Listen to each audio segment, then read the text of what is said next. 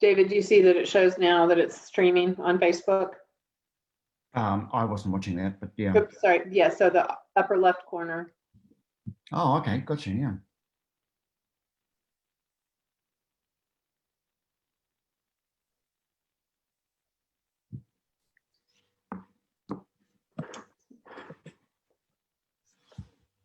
Probably a couple more minutes and then start, David. Sure.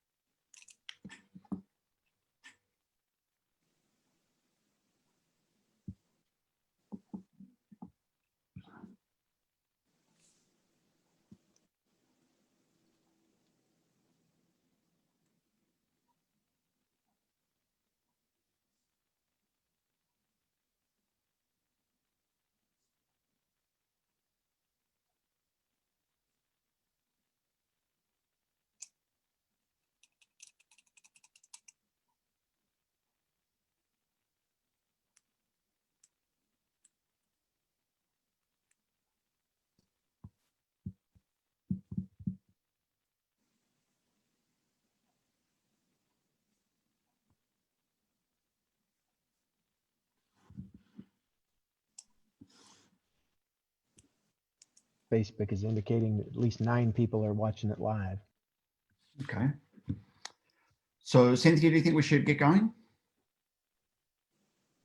That's a yes. A muted yes. Okay. Yes, I'm slow getting to the unmute button. Yeah, I think probably. All right, good. Okay, great. Well, looks like we've got some good people on today for a good discussion, right? So, so let's get to it, right? So welcome everybody. So this is our round 2 task force sessions, and we'll go through the sort of agenda and so on and background as we get going. So just to introduce myself, I'm David Burrell with Future IQ, and sort of presenting the data and the discussion tonight is Heather Brannigan from Future IQ. You can just wave Heather, and Leslie Deacon from JSA. So we're the consultancy team that's working on this comp planning process. So I'm going to share my screen, right? And then I'm just going to walk through the setup for tonight. Let me just share my screen.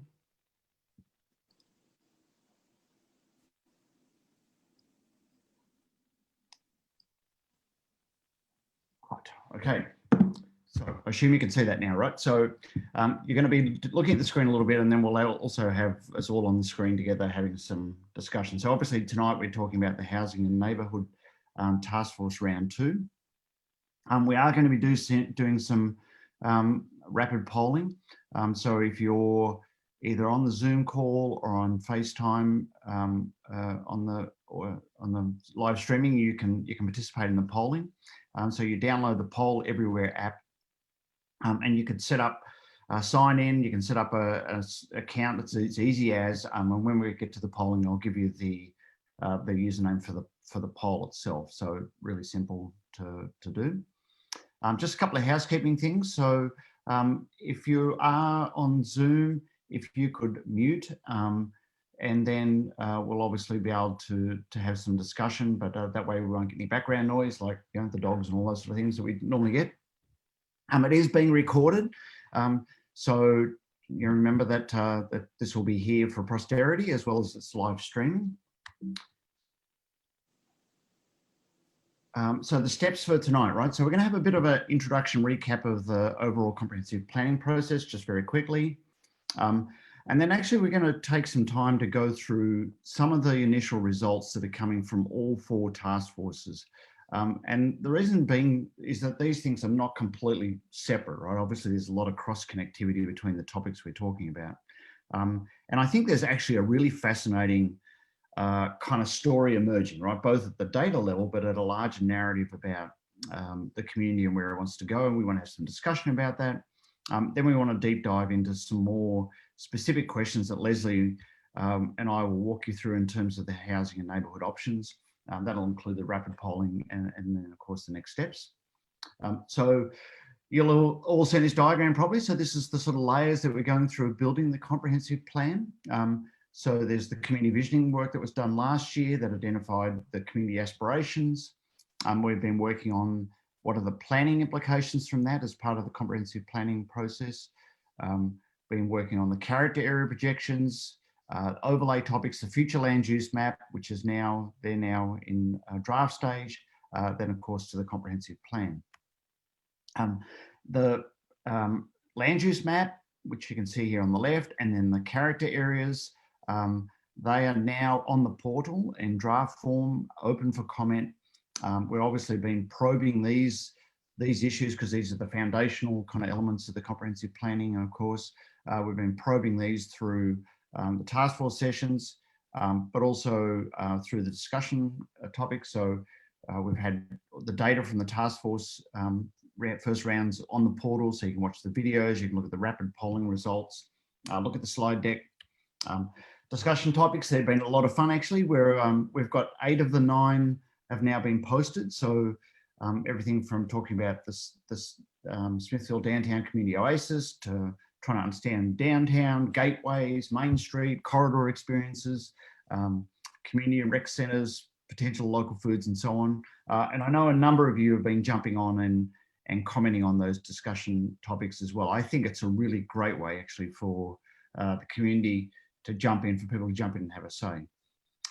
All right, so let's weigh in on some of the outcomes so far, right? So I want to talk about each of the 4 pillar areas and just a little bit about the data that's coming out. And why I'm doing this is that most people who have been participating have been interested in 1 or 2 topic areas. So I want to just kind of give a quick overview of the sort of whole story of what's emerging. So business and economic development, this is a really interesting topic area. So one of the things we've been looking at obviously is the demand drivers for employment growth and economic activity. So exploring, around enhancing tourism, leveraging the airport redevelopment, talking about targeting and attracting key industries, enhancing education workforce, and this sort of notion of a viable, prosperous sort of downtown Main Street type area. And the results from the first round, the task force, was so economic development strategies that were prioritised as high to very high for investment of resources and attention over the next 10 years. So this was obviously ones that really jumped out. So all of these actually in the first round polling came up high: enhancing tourism, leveraging the airport redevelopment, attracting key industries, vibrant downtown Main Street, all rated high to very high. We also have been running a survey that went out to the Planning Commission, the board, task force members, and a couple of key staff, and exploring a little bit more, trying to drill in a little bit more about this notion of economic development. So one of the questions we asked was about how important do you think it is to have dedicated industrial land zoned and available? So 1, not at all important, 10, critically important. And so this is 10 up this end. So you can see that all that data skews to be on, very to critically important. And that's really not surprising, but it's a really good affirmation, I think, of what we heard through the visioning process, this need to really, if you're going to really drive the economy, you've got to have some industrial land zone. That's obviously an important conversation in the comp planning process. So one of the things we have been really trying to dig into is there is this about 100 acres that's proposed in the character area. It's on the land use map, which is in the 169 industrial character area. So south of 92 to the predominantly to the west of Highway 169. About 100 acres in there that could become industrial land. And what we've been trying to understand is, what's the sort of land use that people would see that mostly suited for, or what would be the type of industrial properties that people would want. First round polling, things like research and development as land use came out highly. We've been probing this a little bit further in this second survey. So this was, we asked people to rank what were the optimal outcomes from industrial land use. So looking at property types. So you can see that the highest one at the top was the telecom data hosting centers, research and development, flex type office space, animal health, biosciences, light manufacturing, and then it goes on down. But where this big red arrow is, that's really the break point. So land uses or property types above that line were largely all considered favourable on all the different sort of spectrums of questions we asked. From the red line down, those land uses, at least on some criteria, showed up as not positive. So for example, warehouse and distribution, people saw may have potential negative impacts on the community, sort of ambience and infrastructure, associated with traffic and so on. But we're starting to get some real clarity, I think, in terms of how people want to see that land used. Then we also asked this question about how proactive do you think the city should be in attracting the right kind of development to the proposed land use or the proposed industrial land. And I'm not sure what you make of this. We'll talk about this, but so how proactive from 1, let the market and developers decide, through to 10, being very actively pursuing and promoting. Again, strong responses at the 7, 8, 9, 10 points on the scale. So really kind of a big push on the city kind of being quite proactive about what happens in that 100 acres of industrial land area. And we'll come back and talk about your reaction to this, but I want to get through the other ones as well. So recreation connectivity. So this is a big deal for people. People love trails in Smithville, as we know. And in this first round, 59% of people said they want trails for recreation, 35% for connectivity, some for safety. But what was interesting in this is we asked this question about how much of the current and potential trails network is part of the sort of future value proposition of Smithville. So how much of it does it make it an attractive community? And everybody who responded said that it's a very key part of our future story and a key differentiator. So this is, I think, a really important data point for us to understand that people are really seeing the trails network as not just a nice amenity to have, but it's a real way to set yourself apart and be part of your value proposition.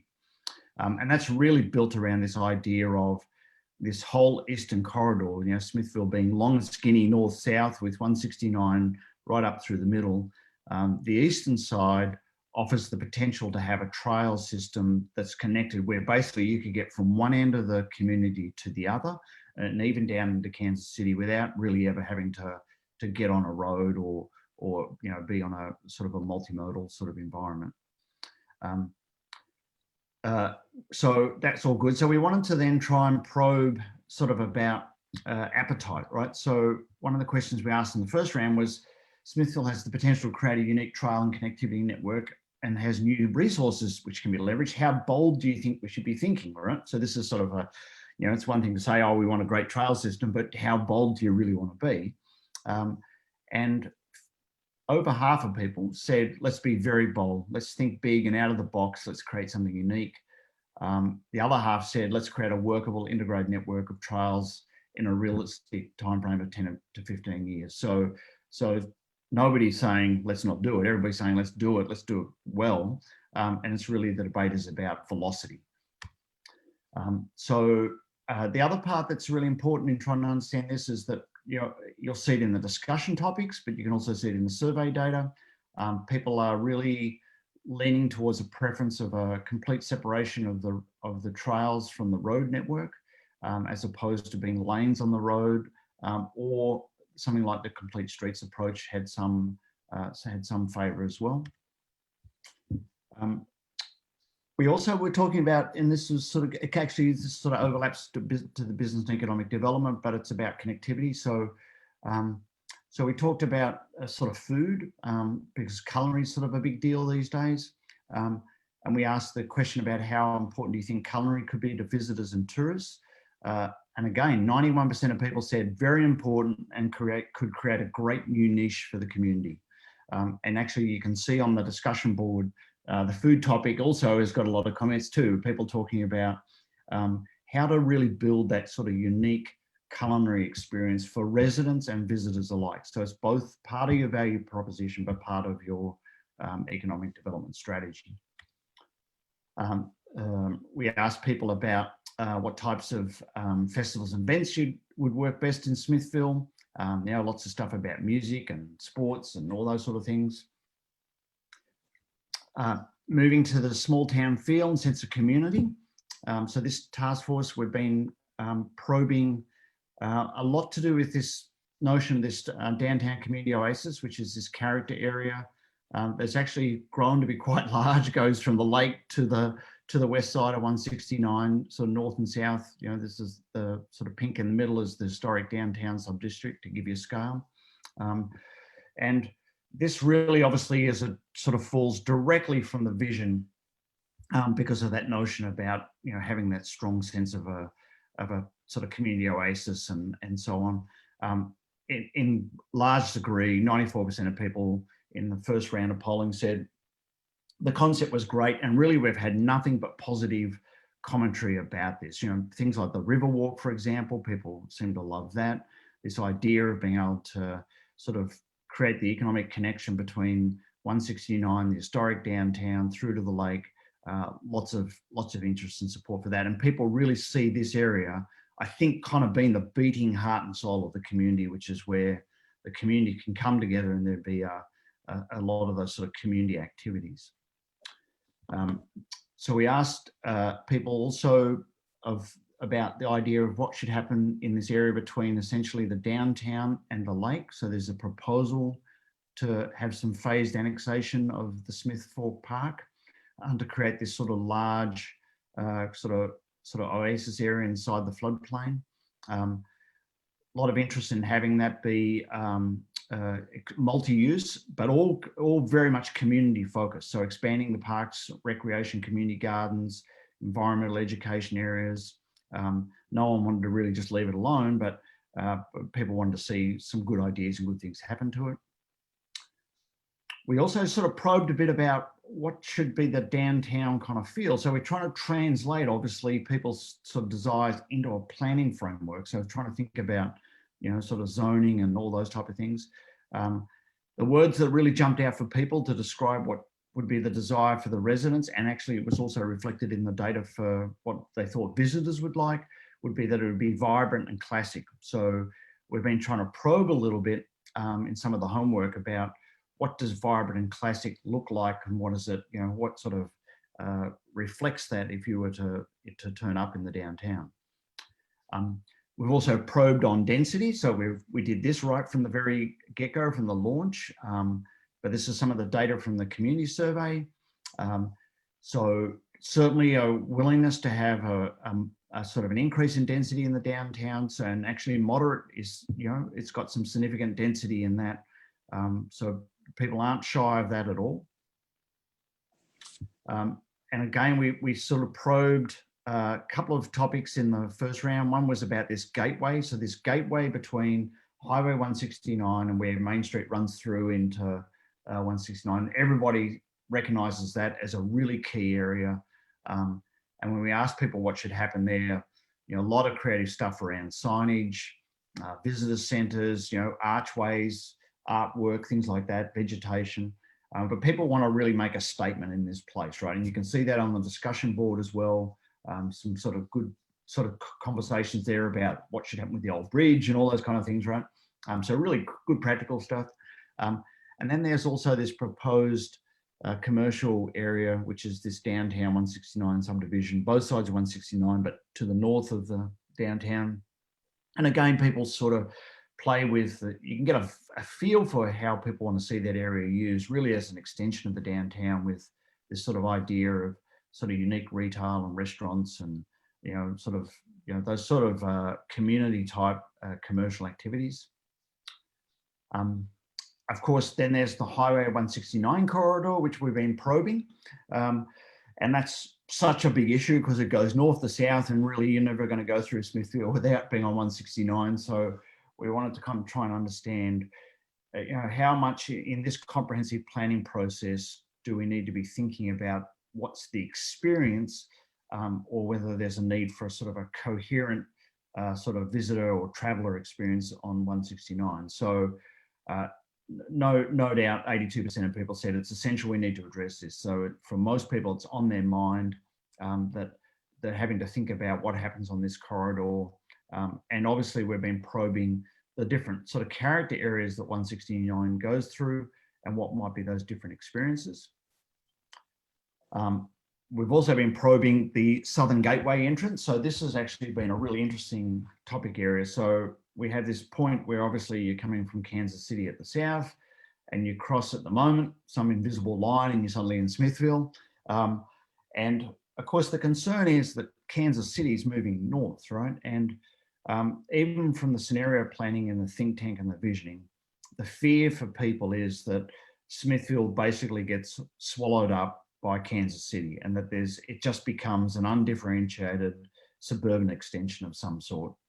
So we've been sort of probing, how do you create this sort of distinct experience that you've left Kansas City and you're arriving in Smithville? And so this Southern Gateway, let me go back to that. The Southern Gateway has sort of come up as a really critical point. And in fact, based on some of the discussion, so there was the previous polling talked about, most people said there's a critical need to create some full separation, sort of a green space separation. But because the land south of Smithville is Kansas City, the proposal was, which we've now changed actually in the character area map and the proposed land use map, to create an agricultural buffer element on the east side and to retain the buffer on the west side. And we want to probe a little bit more tonight, a bit about what this sort of approach into Smithville might look like. People are definitely saying it's important, but we want to get a little bit granular about it.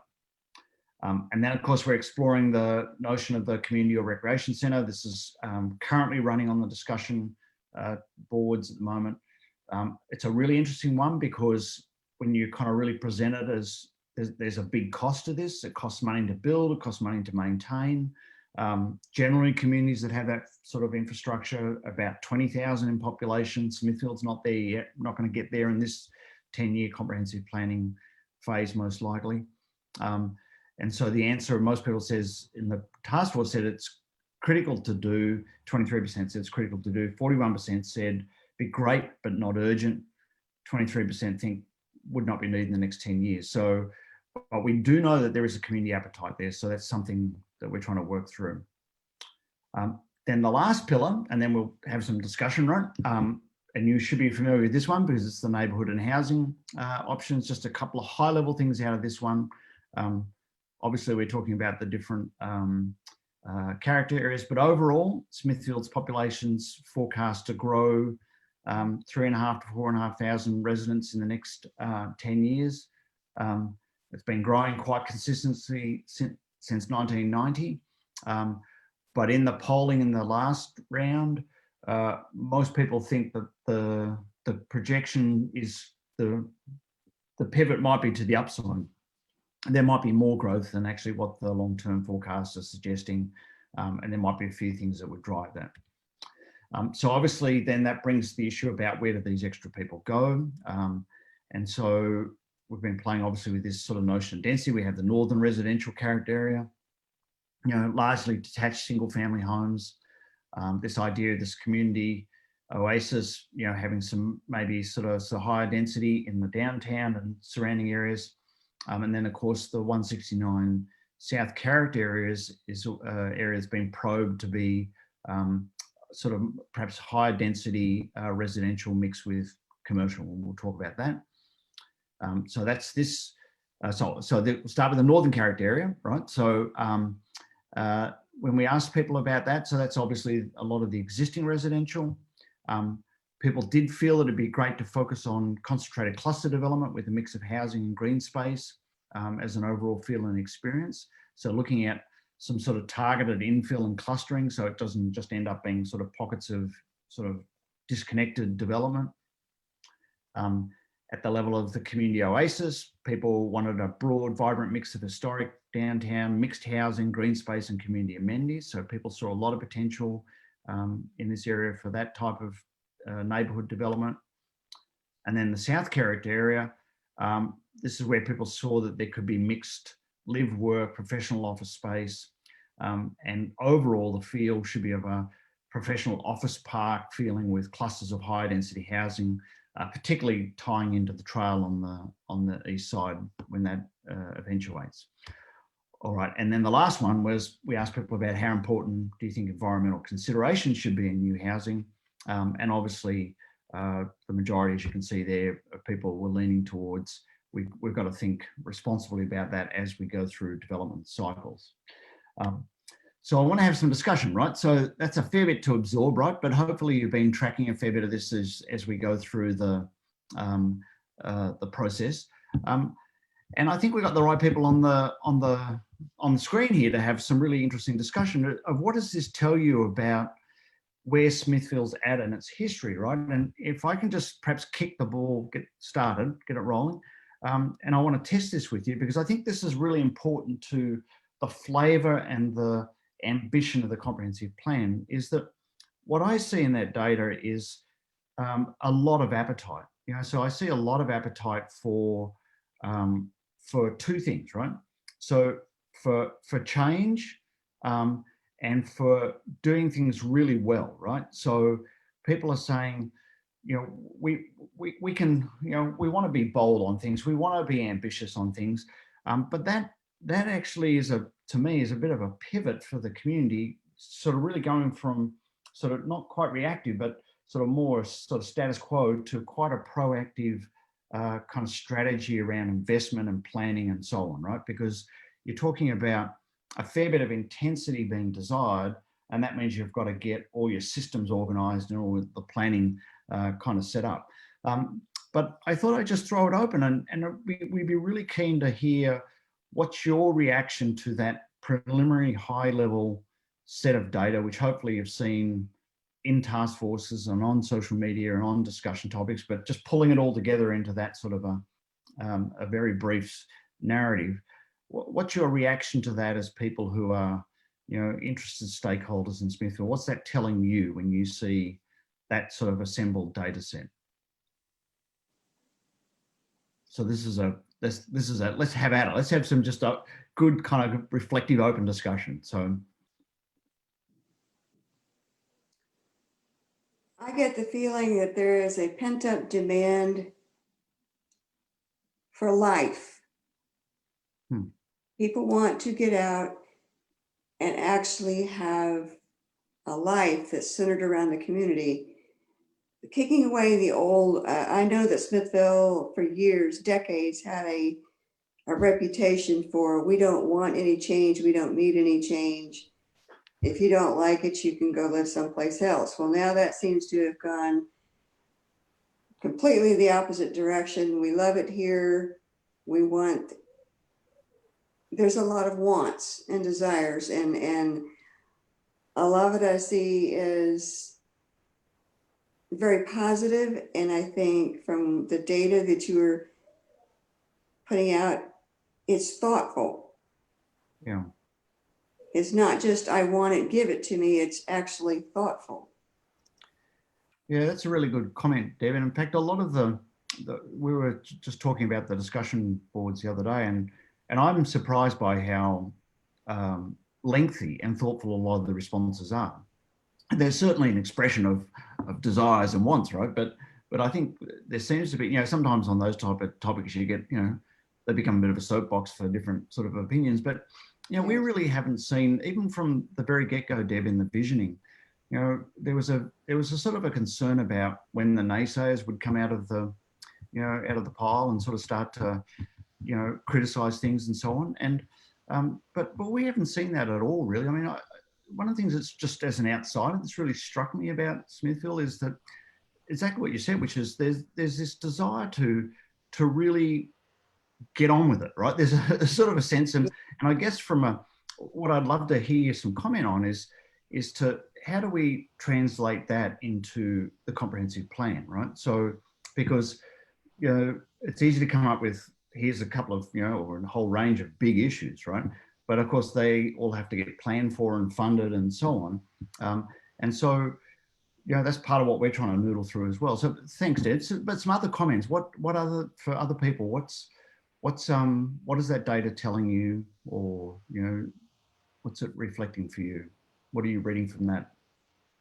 I'm going to speak next. Thanks, Melissa. I think a lot of the data is really sharing what a lot of people have felt for quite a while. You Yeah. had your naysayers, as you have said, but I think there's been a feeling and a desire for this for several years. I've lived here Right. 19 years, and I have felt that way the entire time I've lived here, that Smithville was stagnant. Nothing was happening, nothing was moving forwards. And I think a lot of that could be attributed to, I'm going to just say it, I think to the inactivity of previous boards, not so much city staff, but boards being looking to the future and the needs that the citizens wanted. And I feel like for too long that has been ignored. And that's where I think you're seeing that overwhelming positive response to move the city forwards. Okay. All right. Thanks, Melissa.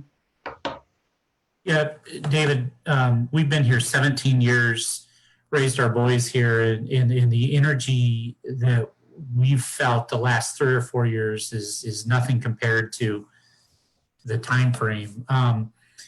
It's awesome to get new young people into this community. I think the mayor's goal and challenge to us, especially those in real estate, is to try to keep the people who grew up here. They may go to college, but it'd be wonderful to bring them back here. And we need those jobs. We need to give them reasons to be back here, because that's what's going to drive our community forward. And, you know, we just helped a young couple recently. I've got a young lady who works with us at Show Me Real Estate and on my team that brought a brand new couple, brand new married. They've been working, living out at the Speedway, living out, you know, in Kansas City, Kansas there. It was just, I consider that a win for Smithville, because they're going to spend money here. They're going to raise their family here, hopefully, as they eventually have children. And that's the future of Smithville. So it's pretty cool. I mean, my kids are grown, but I hope that one of my 3 sons comes back someday and establishes himself here. Yeah, you know, it's really interesting because you see that sentiment in all sorts of pieces of the story I just sort of showed you at a high level. You know, if you look at even the comments around the trails, people talk about those being really, you know, a good attractant for young professionals. If you look at the types of businesses that people want to see in the industrial area, you know, it's the sort of higher value, sort of more technical sort of type businesses that, you know, connect well to the sort of stream that comes out of the high school, the, you know, the skill sets and so on. But also a lot of the commentary about the sort of businesses in the downtown. You know, people want to see, you know, craft beer places that attract, you know, the younger sort of adults and so on, right? So there's a kind of, from all different angles, that same sort of narrative that you're talking about, which is, you know, how do we make this a place that's beyond just a great school district, right? And how do we get to, you know, this depth of livability? And I think that's sort of embedded in that whole preferred scenario, which is, you know, we've got the lake, but we've got all these other things as well, and we can have you know, something quite interesting and different. Other thoughts? Really, you know, really keen to kind of hear your perspective on both that, but also, you know, starting to think about how does that translate, or what do we need to be thinking about to translate that interestingly into a comprehensive planning process? So, because I've heard 3 people in a row now saying, essentially, it's a recent phenomenon, like in the last few years, right? That there's been this, it's either become vocalized or there's been this pent-up demand. So you could assume that there's both going to be an expectation of the comp plan delivering on that, but we also want to be thinking about where this community is going to be in 5 or 10 years if that appetite continues, right? And what does that trajectory look like? Because you know, you get a once in a decade shot at it. You don't want to undershoot and you don't want to overshoot, because if you overshoot, you'll get pushed back, and if you undershoot, you'll disappoint people, right? So thoughts on what are we hearing, and what do we need to be thinking about to translate to a comp plan? Before we move on to that, I would like to make one comment. A lot of the stuff that I saw data oriented was youth driven, and I'm not seeing anything for seniors. There's a lot of seniors and there's a lot of retired people. Yes, we want our kids to come back, but we also want our seniors to be able to continue to live here too. Yeah, so we've got a whole section tonight. We want to dig in on that with you about how do we do that. And I know Leslie's been really, championing the bit to get into that conversation. We want to understand actually Ask quite a okay.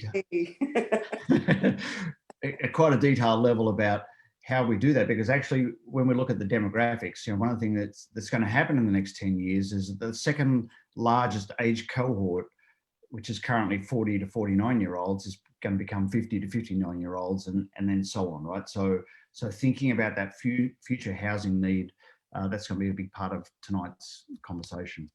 Okay. So other comments? Anybody else want to jump in on? Jason? Well, I think it's everybody's kind of touched on it, like you said. There's been this undercurrent for quite some time, and those of us who've been here a long time, you've seen it build and build, and I think this is all lining up at the right time. And like you said, it's got to be done right and delivered on,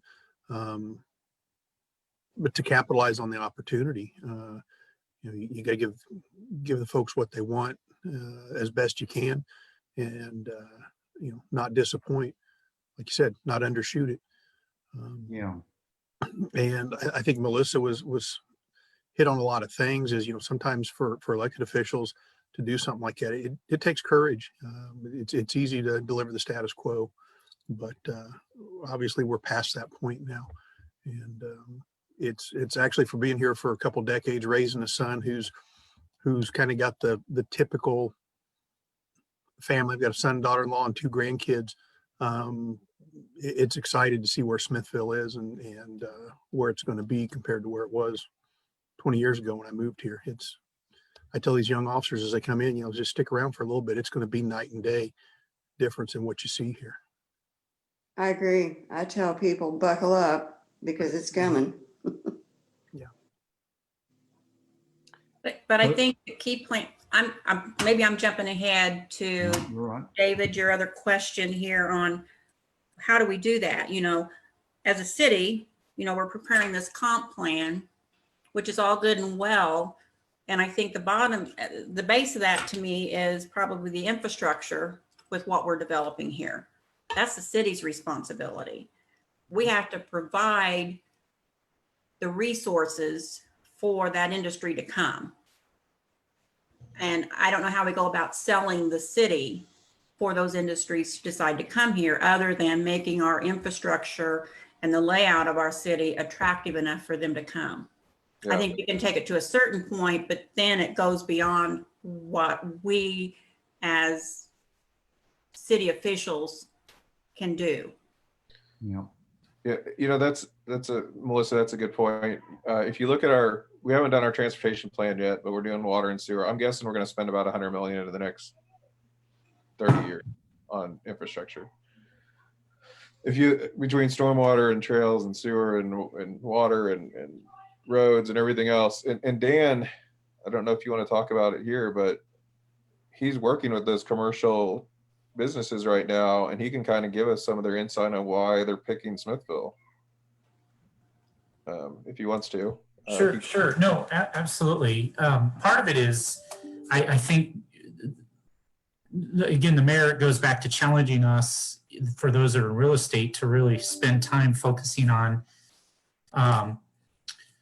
the fact that there is a commercial draw, because we've had shovel-ready projects. You know, it took 2 years for our developers at the marketplace to obviously get ready, the infrastructure, the easements, everything else. And I think we've got a pretty good system in place where we've got other developers that have already started that process, and people are noticing because of those buildings coming up. You know, all our pluses and minuses that David's already talked about, you know, for our comprehensive plan with the $23 billion at the airport and the data center and the corridor 152, 435, 169 development. But specifically, those they want to be here because other counties may not be as quite as open arms, and we are. We have a tremendous city leadership staff, development director that's making it very easy for these folks to come here. So I don't know, Mayor, if that's exactly what you're looking for, but we've got tremendous interest from restaurant operators to hotel, still on the table, even with COVID, hotel operator, especially with a wedding venue that's being built as we speak. The industrial development at the Bill Mann's working on in First Park. So hopefully, Mayor, that's what you were kind of looking for. But the people are working hard and they're noticing. Yeah, no, that's what yeah, you hit it right there, Dan. I mean, if you talk to Bill Mann, he's going to be out of lots soon, right? Like we went from Jack, when was the last time anything was built in there in First Park to 2.5 years ago, he didn't even want to talk about moving dirt there. And now it's moving because we're putting money into the ground. We're putting money in plans forward, and we're attracting businesses. So that's, how big is that parcel, Jack, that he's developing right now? Total is 57 acres, but he's got 29 of it platted now and under construction, so he can start selling the lots here for too long. Yeah, and I know we've got one business that's looking at almost 80,000 square feet. The one Dan's bringing forward is going to be 10,000-ish square foot building. We talked to another that has a 20. We've got businesses from Parkville looking in there. And having that water and sewer and this comprehensive plan to be able to hand people and say, this is where you can build. Here's your perks. Here's what the city's working on over the next 10 years, 20 years, 30 years. The sewer plan goes out 30 years, right, Cynthia? Something like that. So all those things help a business make a decision, because they're not making a decision for the next 2 to 3 years. These big employers are making a decision for the next 30, 40, 50 years. Yeah, it's actually an interesting comment too. And I think the piece I'd sort of circle back to is that that while there's certainly a tension, there's also a desire in the data for the city to be very proactive right at this point to help guide the right kind of development, particularly in that industrial land use area. And I think, Leslie, if I remember the figure right, you said on a side-by-side comparison, the typical type of land use you'd expect in an industrial area like being proposed would be warehousing, right? By 83% or something like that, right? And yeah, and yet it doesn't come up as one of the preferred property types in that parcel, right? And so I think there's a couple of points in the data which really point to a desire for, you get one shot at it, right? So whatever gets built there is there for a while, right? And so, you know, there's a sort of a question where we probe patience about how willing are you to wait for the right development that fits your criteria really well versus the first one that comes along, right? And certainly the skew is towards, you know, a sense of let's make sure we get the right businesses in there that deliver the right value and fit in with what we're trying to create in Smithville. Well, Did I get those figures right, Leslie? Was that right?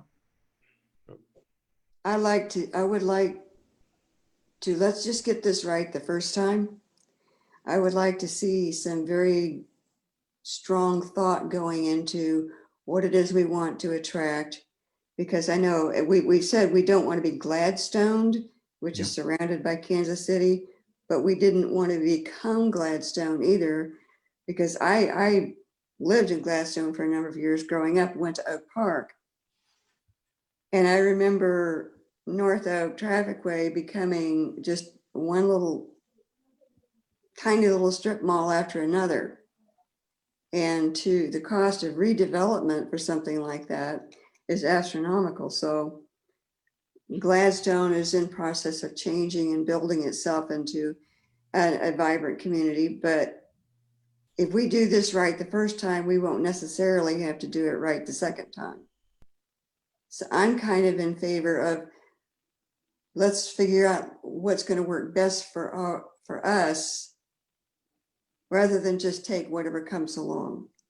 Yeah, and I think that's part of the sentiment we've been really picking up, Deb, which is why I wanted to show some of that, the sort of whole package of data, is that there's in some of the data we did ask questions about, should you just leave it to the marketplace or do we need to put our finger on the scale here? And every time we ask that type of question, there's always a few people that say, you know, the marketplace will know best, but most people are saying, we need to be quite proactive about helping guide things, right? If not kind of like drawing clear lines, but certainly using a little bit of sort of influence to be able to guide developments and housing and all sorts of things to go the way you want it to go. So I think there's a big appetite, and I know there's a lot of people who have leadership roles on this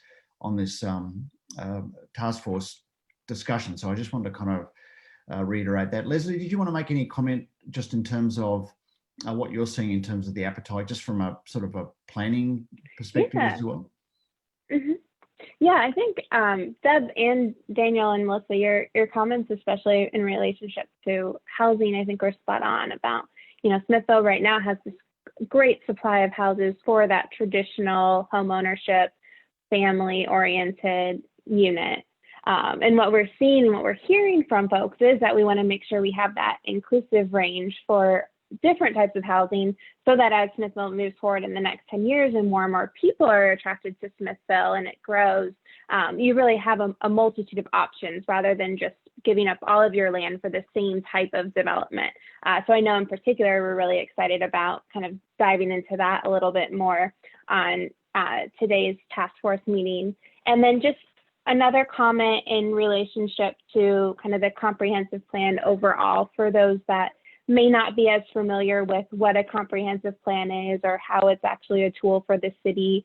Really what we're laying in this comprehensive plan is we're providing that vision, which is what these conversations are about, the task force meetings have been about, the discussion board and survey.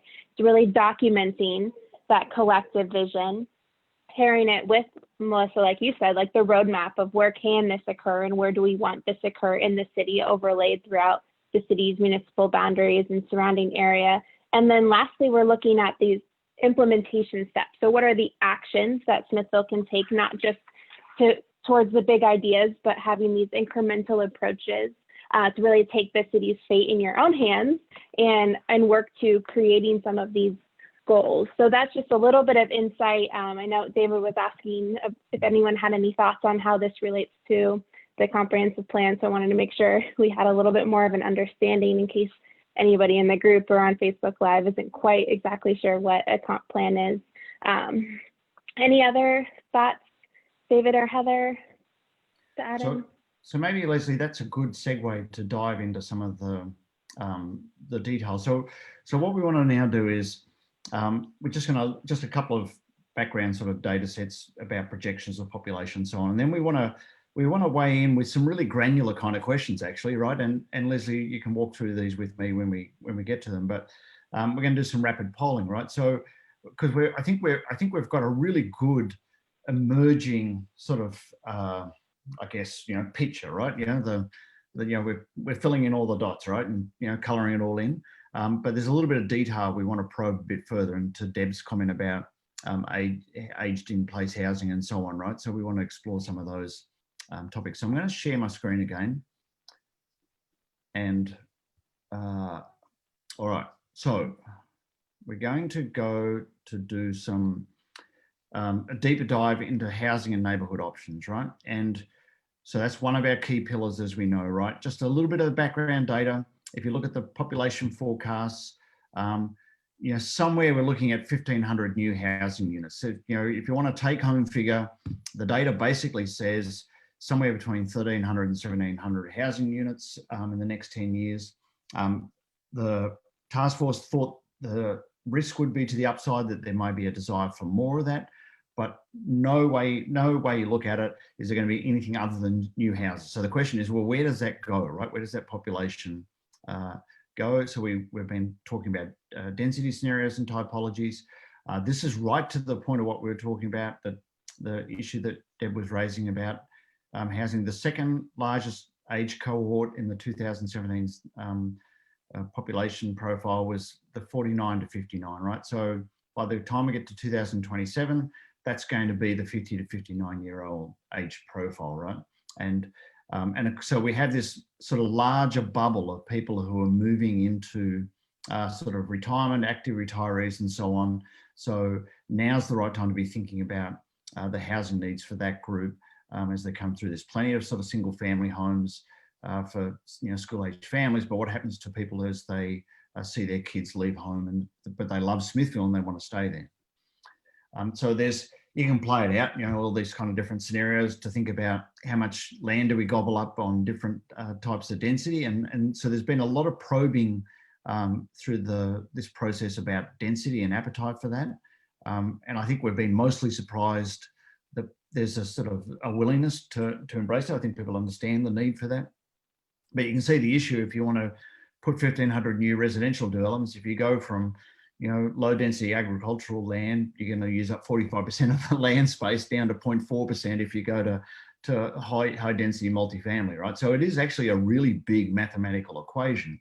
Obviously, the reality is not at either of those extremes, but getting that combination right is really a key part of the comprehensive planning process. And of course, you can play it out, and this data is actually on the portal and elsewhere. But again, it looks at these different types of scenarios around single family home, detached townhomes, multifamily, and then what's the acreage that chews up and so on, and what percent of Smithville does it populate. So with that as a little bit of background, right, we want to do some rapid polling, right? And then we'll have some discussion. We might have some discussion as we go through. So we're going to do the poll. So presuming you've downloaded the Poll Everywhere app, right? If you've done this before, it should just come straight up. And that's the script. But if you haven't, you can either log in or sign up. The username, when it comes up to join the presentation, so the home button in the middle of the screen at the bottom, it'll be up here. It's FIQ124, right? Is the username for the presentation. And we're going to do some rapid polling, right? So you should have coming up on your apps now. Yes. So this is the test question, right? Okay. So just do you live here in Smithville or not? I'll give you a minute. You can see people jumping in. If anybody has any trouble, just sing out and we'll do some quick troubleshooting. All right. Looks like most people have got their responses in, right? So we're now going to go to some real questions, right? Yes, that's right. You can change your answers. So let's go to some real questions, right? So we're going to start off with the proposed 169 South character area. And these are quite granular. So let us just give us a chance to walk through the options and then you can dive in with your response. So at the moment, there's not much there, but it's proposed to be quite a significant character area down there, right? And so we wanted to just check in on what types of recreation space do you think, or would you most like to see embedded within that, right? So A, recreation space for residents only in that area. B, unprogrammed green space, natural fields. C, public urban plazas or commons. D, connections to the regional or local trails. E, no need or desire for having more public space in this area. So thinking about a forward state. So, and Leslie, if you want to add anything to that one, just jump in. Yeah. And just a reminder for anyone who hasn't maybe memorized the whole vision for each of these character areas, this 169 character area vision that we've been working through and discussed with you all over the past month or so is to have that higher density residential apartment buildings or condominium buildings, that multifamily new housing typology in that southern 169 area. And so this idea of recreational space is either something that would be within that development or complementing that development as that area grows. Yeah, great. Thanks, Leslie. All right, good. We'll just give us still some people jumping in. All right, so we're going to go to the next question.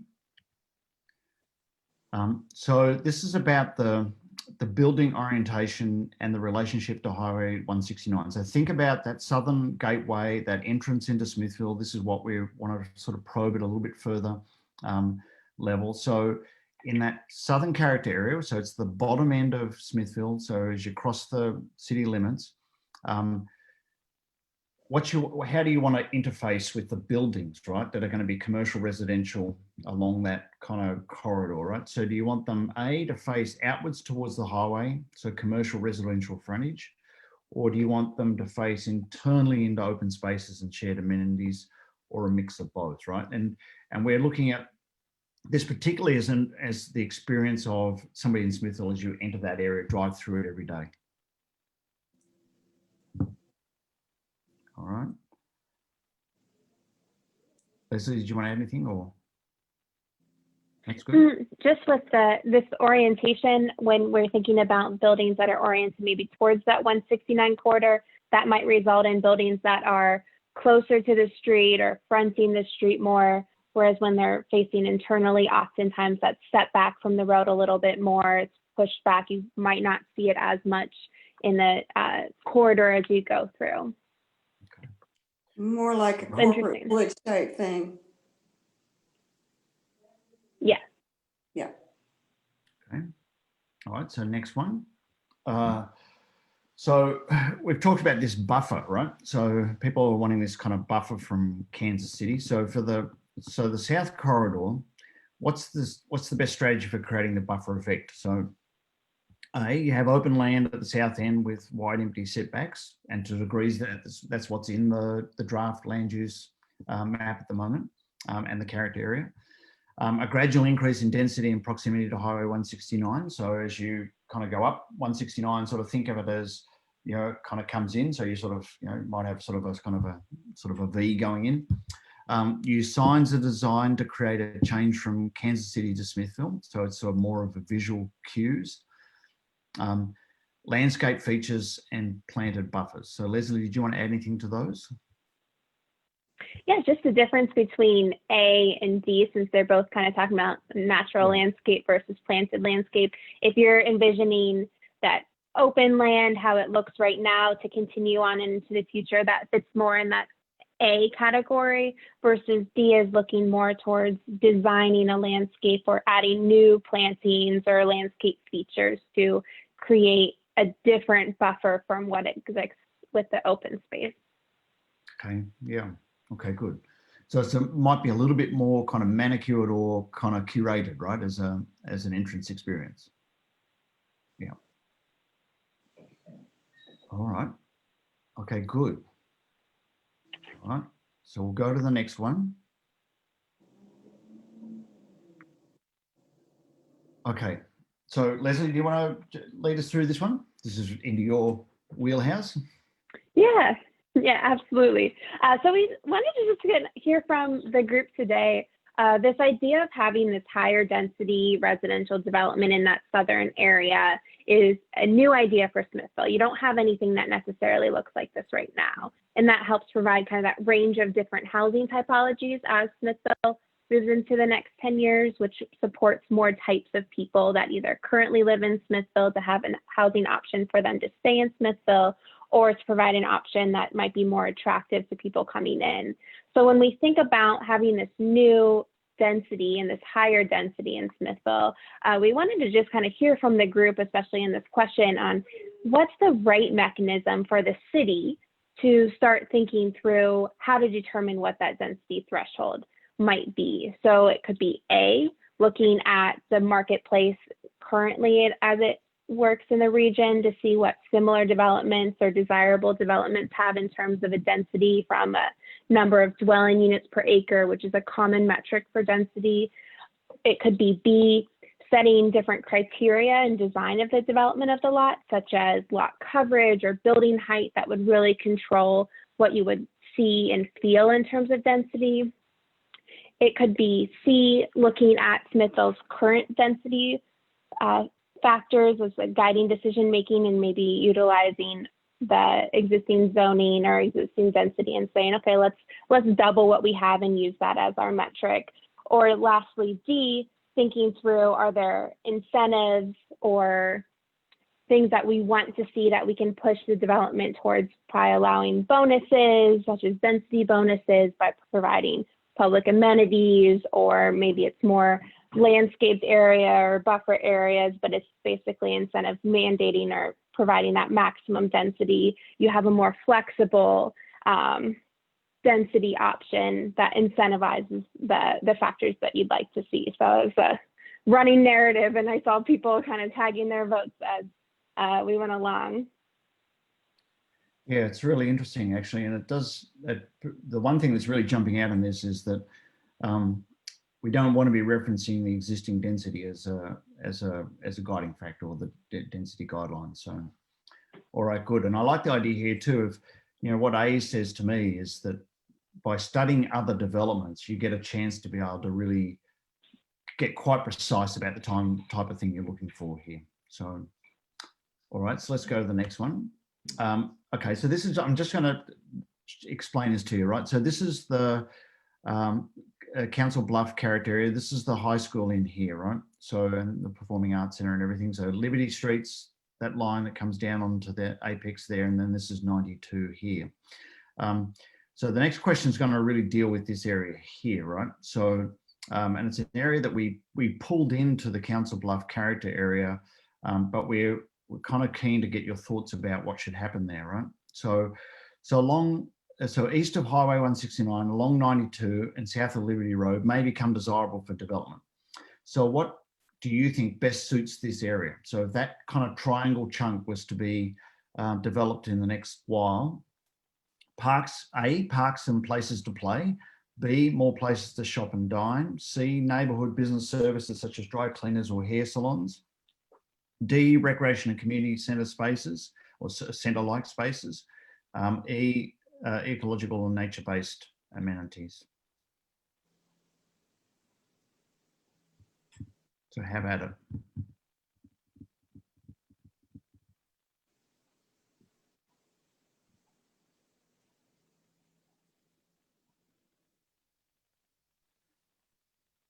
And as part of Council Bluff too, that's where most of the commercial activity obviously is in the community as well.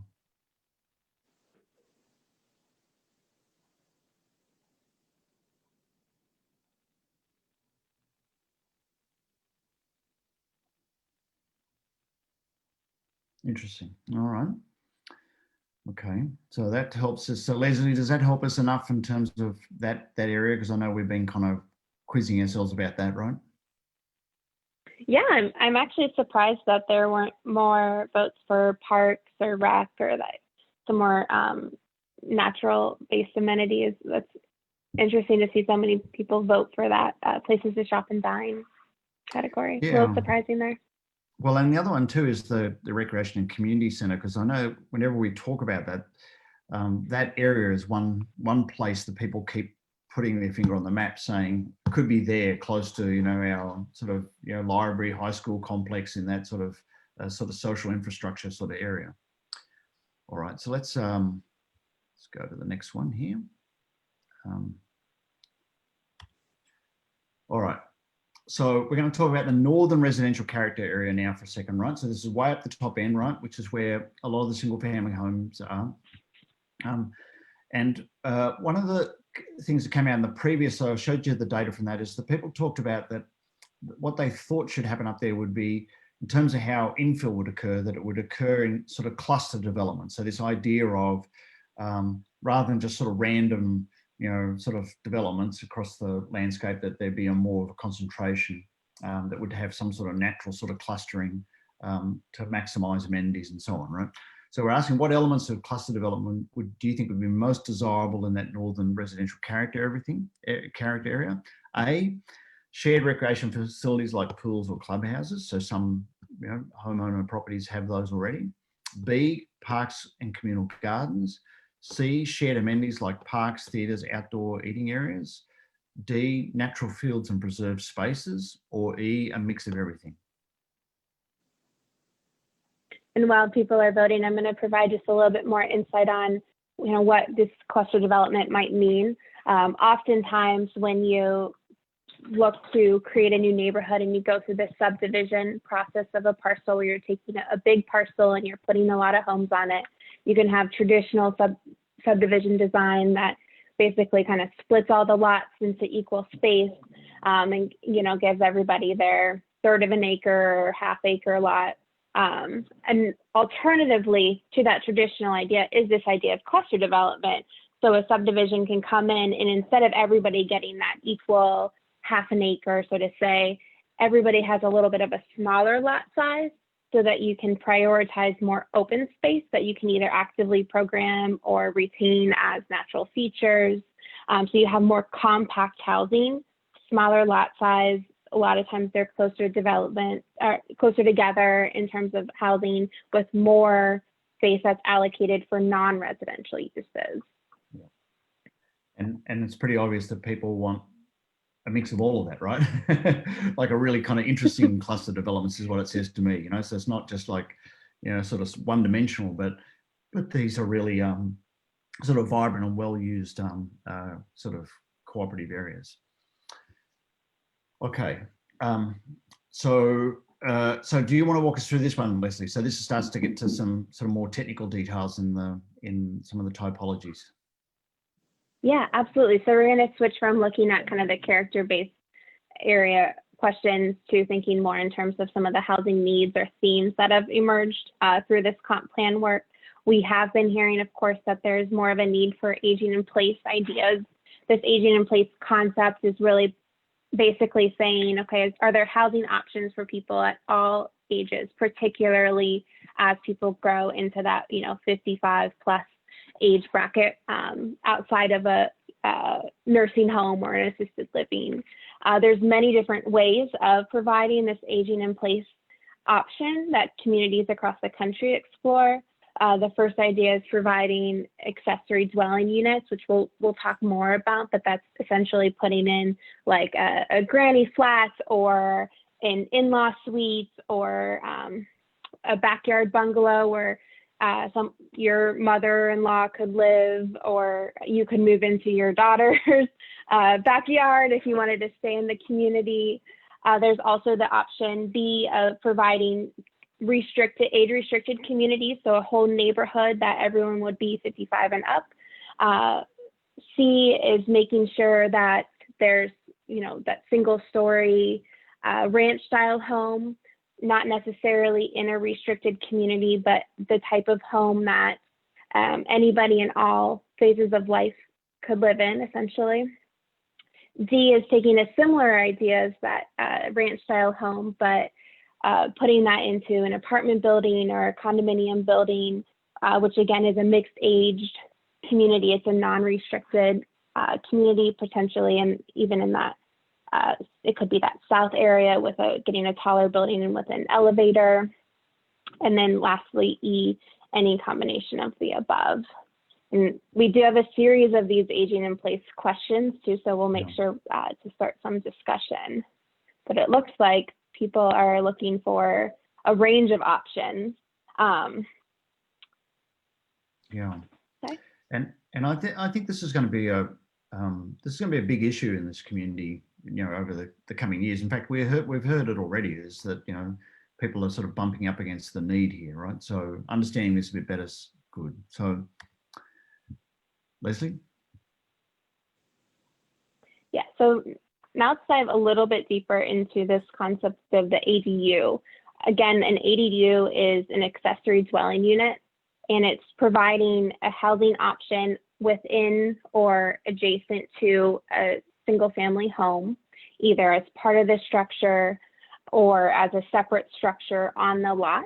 ADUs have been a very hot topic in the last 5-10 years in terms of housing, providing more flexibility in home options and providing that inclusive housing policy environment. There's a lot of different ways you could have that ADU. It could be, again, that backyard bungalow idea. Maybe it's like a he shed or a she shed in the backyard of a single family lot. It could be an apartment within that home, that single family home that has a separate entrance. So it functions completely separate from the house, but from perceptually, it's that single family home still. It could be a garage apartment or a basement apartment. It could be built into the same housing structure as the home with an in-law suite, maybe on the first floor. And then, yeah, E, all are welcome. So maybe a mix of these ideas or any of these options. And then lastly, we just wanted to hear if there was anybody in the group that just does not like the idea of accessory dwelling units and would prefer not incorporating this as part of the housing strategy. Lennar Homes is famous for developing age in place homes. They've also got a few developments now out in Colorado that are combined generation homes where there's two homes inside one house. It's like the family can live there just fine, and then the parents have their own unit, which is part of the main structure, has a separate entrance, might even have its own separate garage. But it usually is a 2-bedroom, 1-bath, or 2-bedroom, 2-bath adult, active adult or senior unit, which is incorporated into the main floor plan, and that the in-law suite kind of covers that, but it's not the same concept Mhm. as a lot of people in the Midwest think of as in-law suites. Mm. And here they kind of think of Yeah, in-law that's a suite great point. is just a bedroom and a bathroom for mom or dad, whereas Yeah. the true concept is an actual dwelling unit, which is part of the main house. That's a great clarification. I've seen the backyard bungalows, and no, not for me. Mm-mm. I was gonna say, I would like to have seen an option, all of them except C. I'm not impressed with C at all. No, I would not want to And be. the concept, yeah, it doesn't work very well We for are that aging starting in to place. see- I will be honest. Mhm. We are starting to see a lot of people that are wanting to have an ADU because they're wanting to keep their parents with them rather than put them in a nursing home. And yet Right. they want to have it so that they can be separate from their family. I think Dan would agree with me on that one.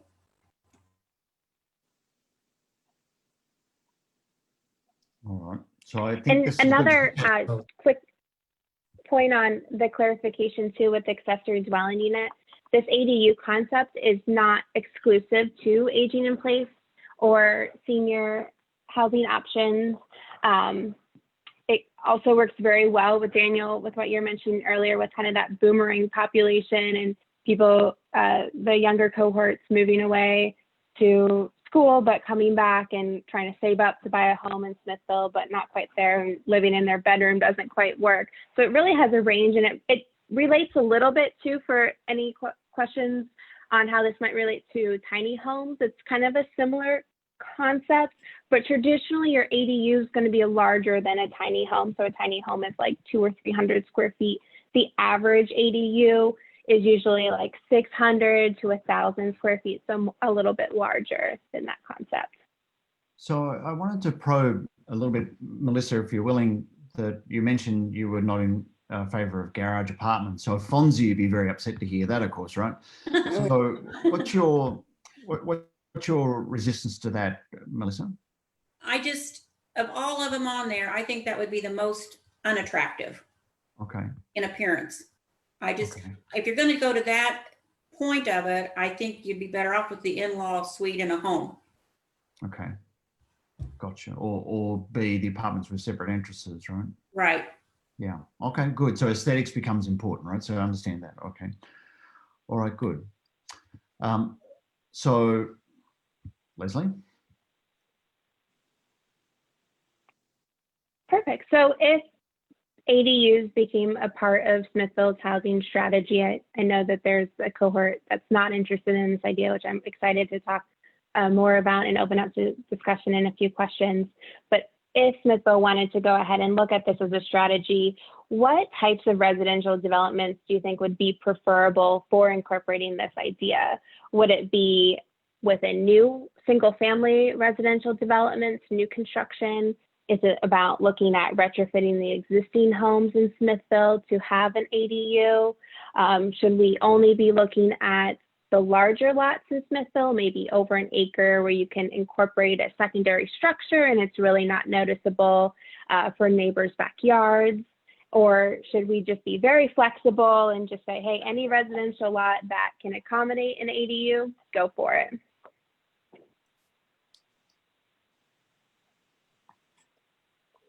All right. So it looks like a fair bit of choice there. So let's go to the next one. Mhm.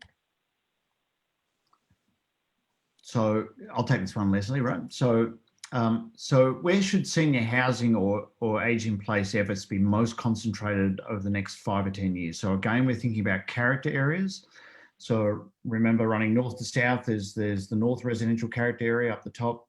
The Downtown Community Oasis includes the downtown core, the Hospital Bluff Character Area, the 169 Industrial Character Area, or the 169 South Character Area. So where do you think it makes the most sense to have the senior housing or aging in place efforts most concentrated? You know, it might happen all over, but where would you most want to concentrate those efforts?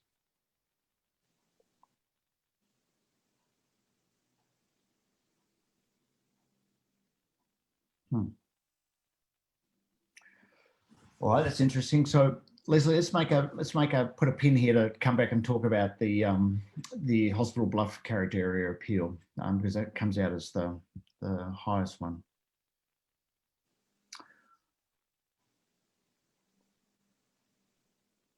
I did.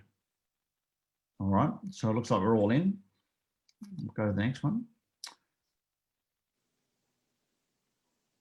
Do you want to walk us through these, Leslie? Yeah. So as we're looking at these ideas and these policies and this implementation idea in the comprehensive plan, we want to also think through these strategies of what Smithville can do to work towards having more aging in place options. Could that be A, working on attracting that age restricted home community development? Could it be B, encouraging inclusive, universal, or ADA design in all new construction or new residential construction in particular? Obviously, this idea of inclusive or universal design, that often means homes that can accommodate a wheelchair or walker. A lot of times they're what's called zero grade entry, so you don't have a step into your home, so you can get into your home at ease. They might be that single family or that single story ranch style. Another strategy could be helping to connect residents with resources to retrofit their homes to make them more friendly as they age in their existing home. Or D, just again, leaving it up to the marketplace and the developers to reflect market demand. Okay, so we're all in on that? Interesting. Okay. All right, so we have a few questions here, so I'll take these, Leslie. So we've talked a lot about live work sort of scenarios and options in Smithville, and we want to try and understand a little bit more about what that means to you and how it might vary between different character areas, right? So we're going to talk about the Northern Residential Character Area, the Downtown Oasis, and then the 169 South, right? So in each one of those, if you think about how would you best define live work type of development. So the A, B, C, D, E are going to be the same for each one, right? So, but your response might be different in different character areas. So in the Northern Residential Character Area, is the live work defined as A, includes a designated workspace such as a den or an office in a personal residence. B, and I guess a lot of us are doing that, working from home, right? B, developments include shared workspace areas such as community amenities. Or C, developments include rentable office or retail space for residents' businesses. D, the development is near where people can work. Or E, office or retail space is included in the ground floor of the development. So you'd have non-resident businesses perhaps in there. Okay, so that's pretty clear about the Northern Residential Character Area. So we want to ask the same question now, but in the Downtown Community Oasis, which includes the historic downtown core, and there's a lot of appetite to sort of see a 6-block plus type, sort of more dense sort of experience there. How might live work look in the Downtown Community Oasis character area?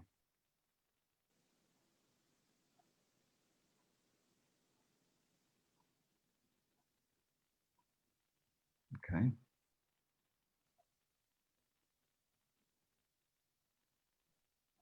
All right. Interesting. All right. So very different. And this is kind of good because I think we keep talking about live work, right? But again, in Smithville, the beauty of these character areas is it gives us a chance to be able to think about the particular articulation of the vision at each geographic scale and location in the community. Now we want to talk about the 169 South character area. So this is the proposed character area, which is going to have, as Leslie said, the higher density residential. How would you see live work being defined in that character area?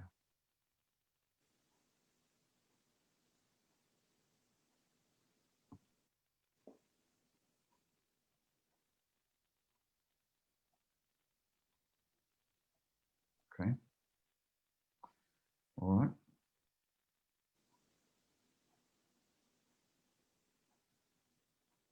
Okay. So we're all in. All right. And this is our last question, right? So many cities, and Leslie jump in on this one too, but many cities are moving away from the single family classification to more flexible residential classification. Smithville should, A, retain single family home classifications in key areas like the northern character area. That's obviously an important residential area. B, create flexibility right across the city, that density matters more than single versus multi-family labels. Or C, develop a specific unique mix based on individual character area profile.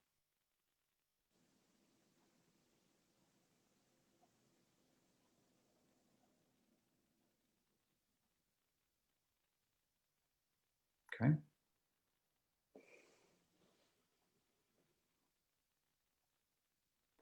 All right, good. Looks like we're in. So, one more, okay. All right, so we want to have some discussion about this, right? And part of what we also want to talk about is what you think we might be missing or we haven't been asking that we need to be asking, right? So you know, much more granular data, right? And you'll be able to see that sort of translate into sort of the detail in the comp plan.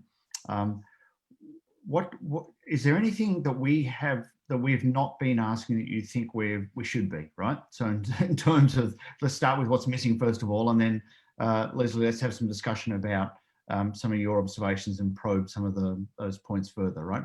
But for those of you who've been participating, do you think there are any areas in this neighbourhood and housing options that we aren't yet hitting on that we need to, that either might be blind spots to us or that we haven't gone deep enough in, or where you see there might be potential issues? I think there needs to be a better definition of what you mean by a single family residence. Right. Because there was a lot of negative comments, and I did not support the subdivision that went in next to it, which was Clay Creek. And it was defined as attached single family residence. So what's the definition that we're going to have in Smithville for a single family residence? To me, these are fourplexes. So we need a more defined definition of a single family residence. I have to agree with that. When I was selling real estate 20-something years ago, single family residence was a single home detached. It wasn't a duplex, it wasn't a triplex, it wasn't an apartment complex or a townhome situation. It was a single family home, total package by itself. Then you had the designation of a townhome or a duplex or a quad or a triplex or condo. The single family traditionally always meant one house, one lot. Leslie, do you want to jump in on that just in terms of working definitions? Yeah, Melissa, I appreciate you bringing that up, because that again fits so similarly on what we're starting to probe into with that last discussion poll question too, on what makes sense to call that area. And it is interesting. This seems to be coming up multiple times too in Smithville, of this idea of that single family attached home as its own typology.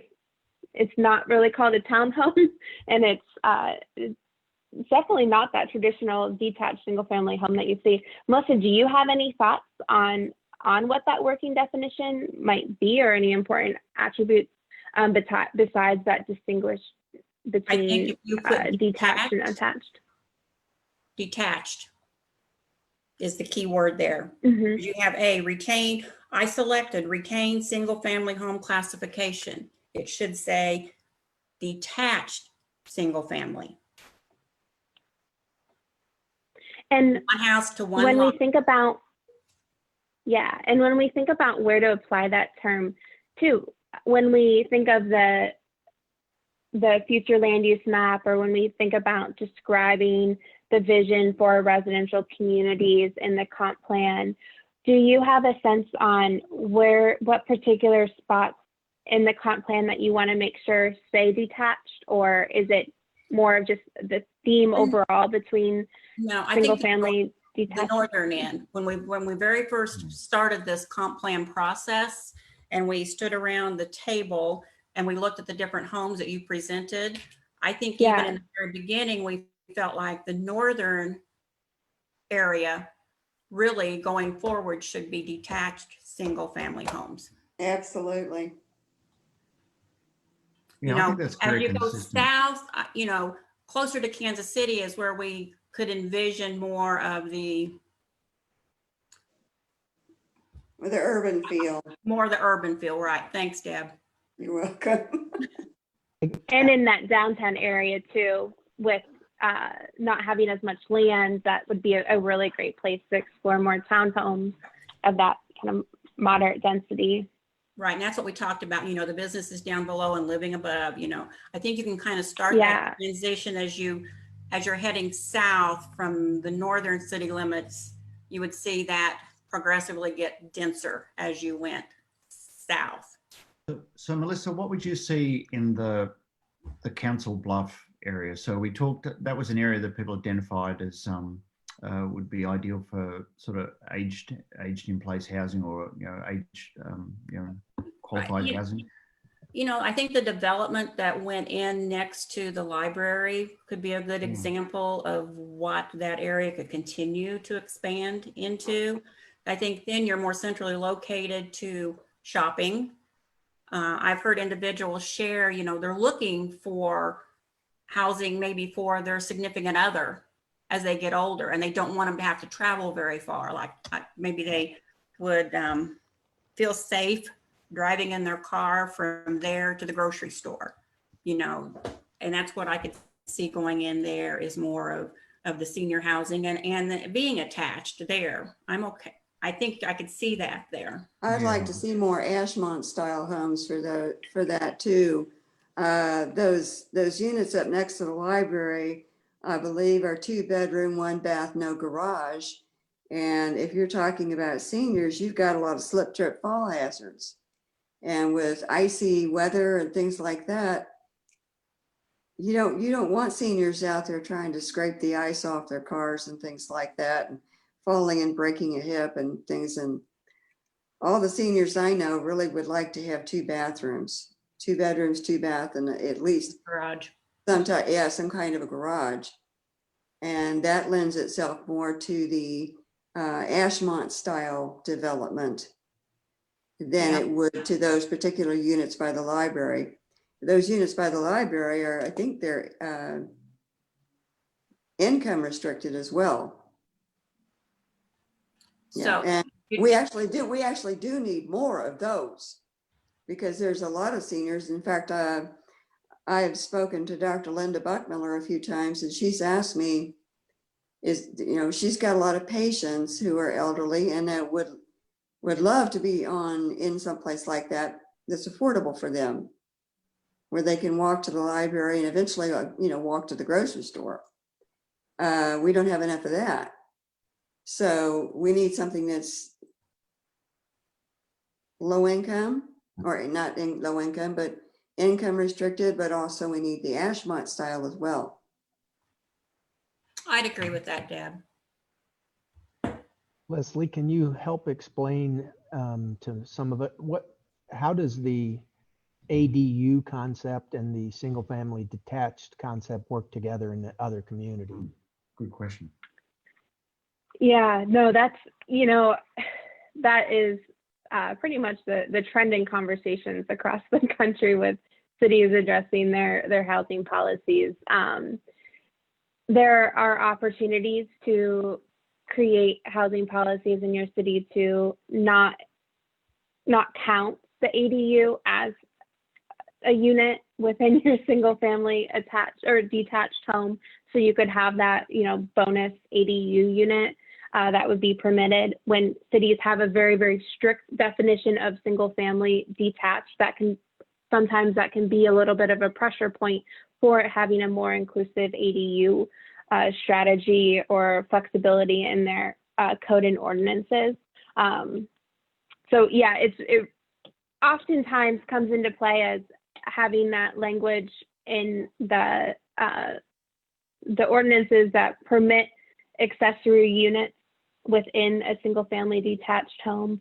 But as we talked about in some of the conversation with that idea of the garage unit maybe not being aesthetically pleasing, how those units get incorporated to can be controlled through ordinances. So if for instance you had a backyard bungalow idea or this separate granny flat structure in the rear of your yard, there could be opportunities to encourage screening that so that it's not as visible for neighbors who might back into that, so it's not as prevalent for folks.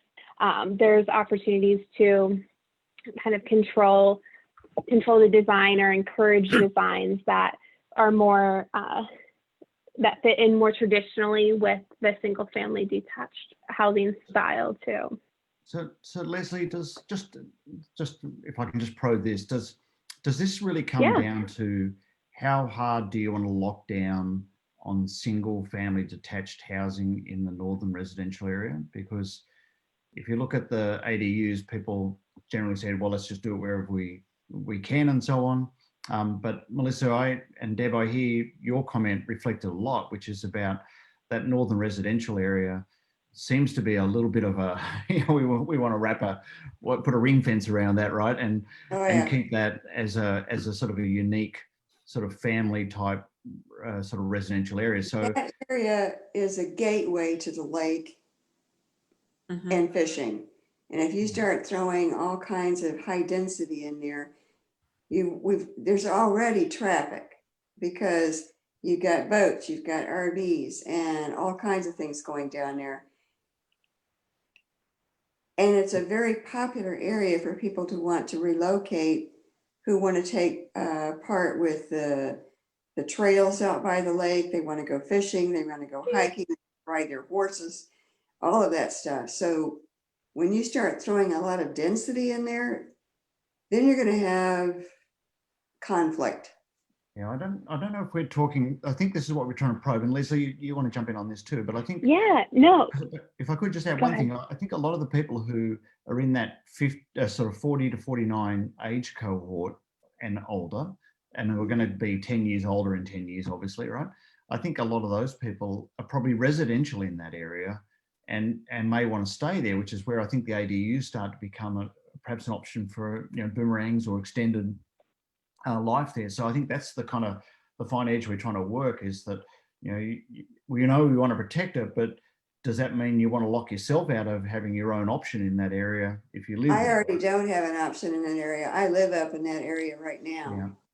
And my subdivision is becoming more and more young family all the time. As the seniors start to move out of the ranches and the reverse ranches, they're being populated by young families. So at this point, if I sell my house now, I can get a very good price for it. But there is no place for me to go in Smithville right now if I want to stay here.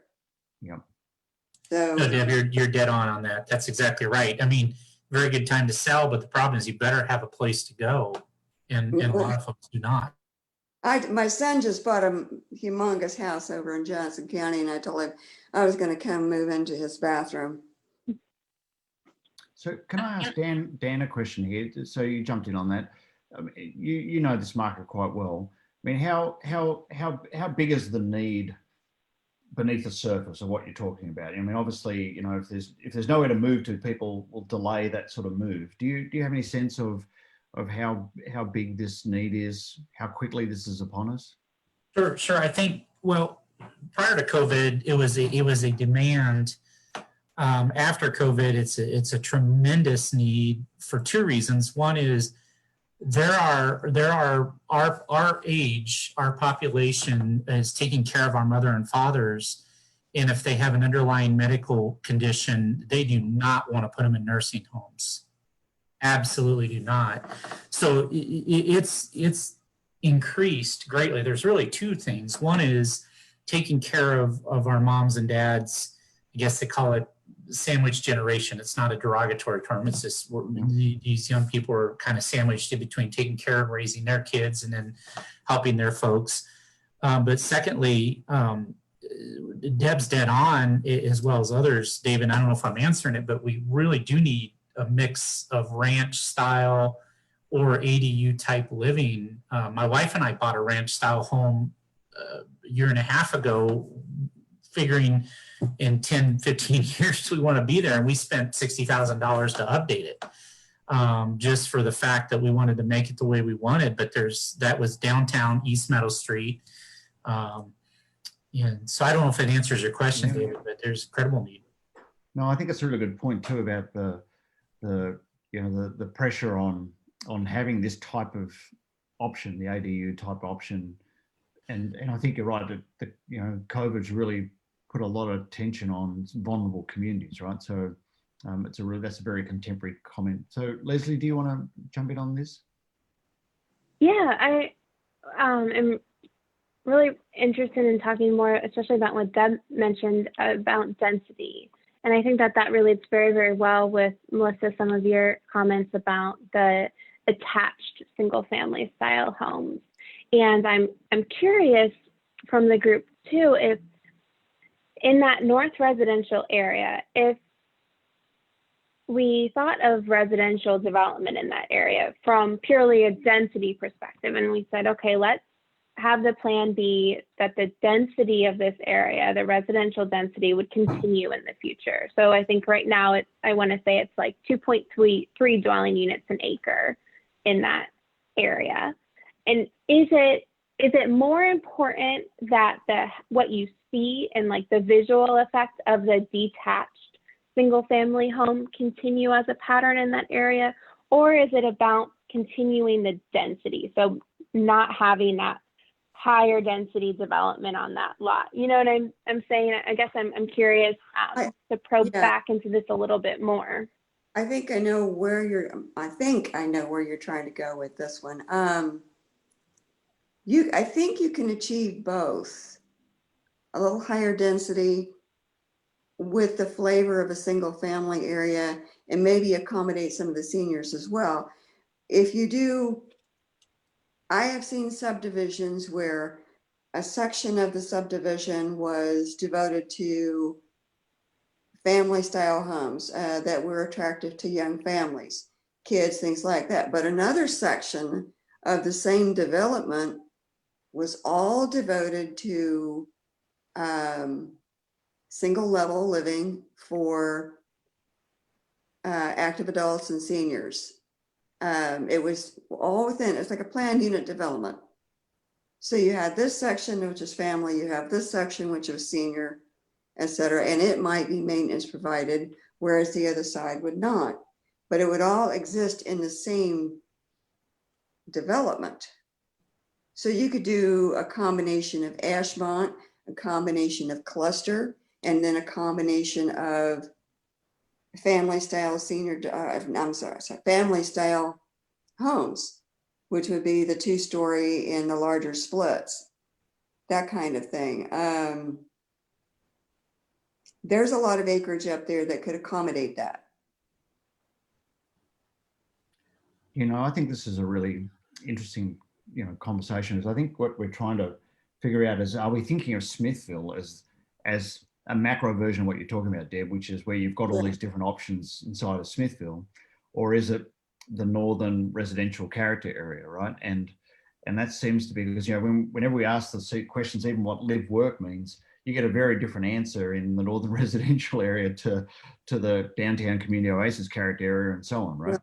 Well, that's because that northern area one reason is the gateway. Like I said, it's the gateway to the wilderness area. Yeah. The lake and everything, and you don't want to clog up that gateway.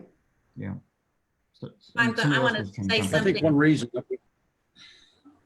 Go I ahead. think one reason we saw so much of the area up there by W and J fill up so quickly is because the younger people are going up there. They don't want to have maintenance. They don't want to have to mow their yard. They don't want to have to shovel their walks, and they don't mind living next to somebody. Where Ashmont, on the other hand, is ranch style, and there's a lot of people that are absolutely the older people my age that are living there because they also don't want to mow yards and they don't want to do the snow removal, and they're ranch style or that kind of home.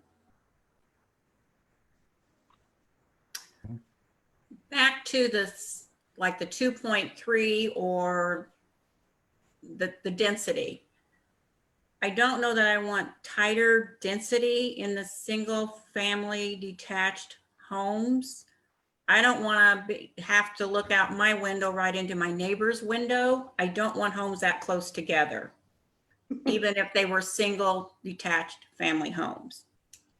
So I don't know if you accomplish that in the northern section in future developments, like Deb was talking about. Maybe some of the lot sizes are bigger to accommodate a young family, and maybe some of the another section is carved out and the lot sizes aren't as big for a smaller home,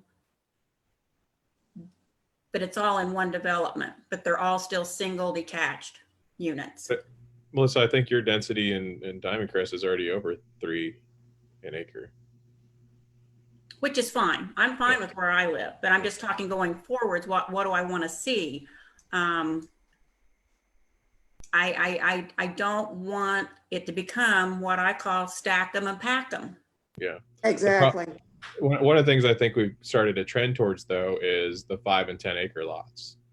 I think a lot of the probably the majority of our permits pulled this year, Jack, or a large number of them this year, has been bigger lots, because we just don't have the smaller lots available. But it's been Greyhawk and the Ranch and Brandywine Whiskey Ridge. Those are the houses getting built right now, and then the one behind Eric that's a 10 acre lot. And if we keep doing those kind of developments, we're going to run out of land. Yeah, we're getting very quickly priced out of having anything where a young family or even a senior can afford. We have friends over in Greyhawk right now, and we were visiting them the other night, and they said, well, why don't you move over here? And I said, you do realize that the brand new houses being built in Greyhawk are smaller than the one I have right now, and they're $399,000. Well, the infrastructure strain too. You got to remember that the sewer line that runs from those areas to our sewer plant is a lot longer with a lot less houses on it. Yeah. And So I think, density helps. Yeah, I think, Mr. Mayor, that is part of the issue with the large lot development. They're in areas where they don't have to build sewers. There's limited water, limited streets that they have to build. And they do that simply because when you add water, sewer, and street to the already expensive land prices, you're getting into the 70,000 a lot range. And that I think Dan and Kenny can tell you that really impacts the ability to make that house affordable of any type. Oh, yeah.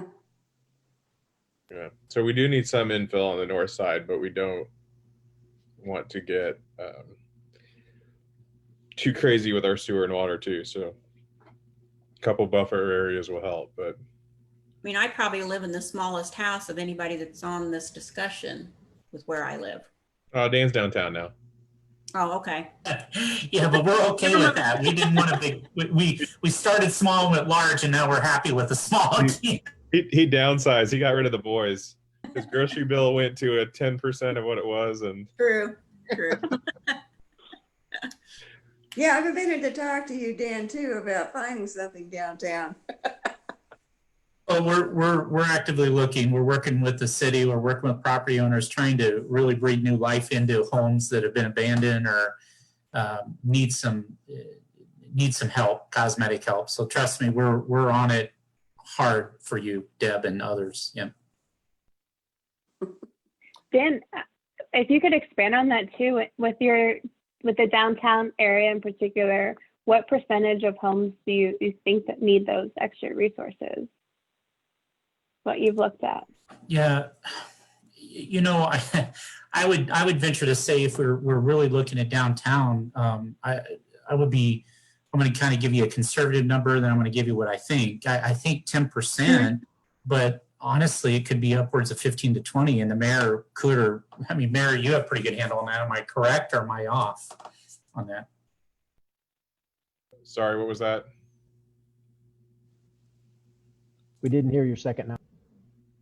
The question I believe Leslie asked is what percentage of the homes downtown need new life breathed into them or need upgrades? And I said, yeah, go ahead, Mayor. Yeah, I don't know. Well, we have a couple of problems downtown, and Jack's got a list of homes, right? We have a few homes that definitely need rehab, but we also have a lot of empty lots. One of the things people complain about downtown, we don't have enough parking. Jack did the map for us. We've got 5 city-owned parking lots within a block of a downtown that's a block. One of the comments, somebody said the parking from the handicap parking at Walmart to walking in the store is further than any of our parking lots to any of stores downtown. So we have a lot of empty infill that used to be houses, businesses, hotels that just got knocked out by the flood, got burned down, got torn down. But then we have things like the old hospital that are stuck down there. And then we have some property owners who just need some assistance in leaving their building. The businesses don't make sense. The buildings don't make sense. But we've probably got at least, 20 open lots downtown, Jack? It's just dirt.